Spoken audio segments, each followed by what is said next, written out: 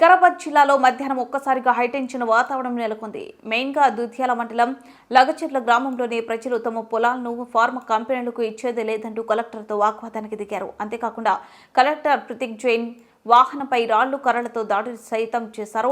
ఈ దాడి ఘటనకు సంబంధించిన అనేక వీడియోలు సోషల్ మీడియాలో వైరల్ గా మారాయి. కేవలం కొంతమంది అల్లర్ల ముక్కలు హడావిడి చేశారని, రైతులు మన వాళ్ళని ఇలా దాడులు చేశారంటూ కూడా కలెక్టర్ తోటి ఉద్యోగులతో చెప్పారు. అంతేకాకుండా ఎవరూ ఆందోళన చేయకుండా తమ వీధిలోకి వెళ్లిపోవాలని కూడా కలెక్టర్ కోరినట్లు తెలుస్తుంది.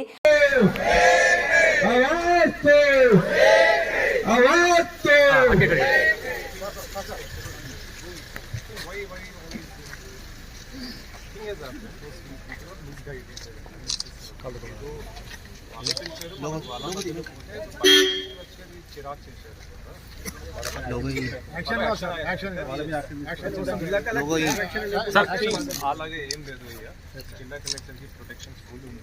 మనము రైతులు పిలిస్తే వారి దగ్గర పోయాము, మాట్లాడడానికి పోయాము. వారు కూడా మాట్లాడుతున్నారు. సడన్ గా ఎవరు వచ్చి దుబ్బడం స్టార్ట్ చేస్తారు.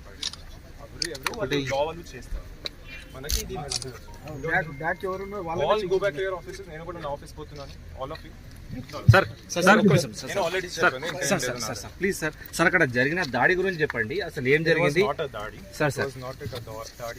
లేదు. అలాగా మనం మాట్లాడడానికి పోయాము. వాళ్ళు కూడా మాట్లాడడానికి మమ్మల్ని పిలిచి తీసుకుని పోయారు సార్. ఆ తర్వాత పోయినప్పుడు అక్కడ ఏదో సమ్ ఫెలోస్ వర్ దేర్.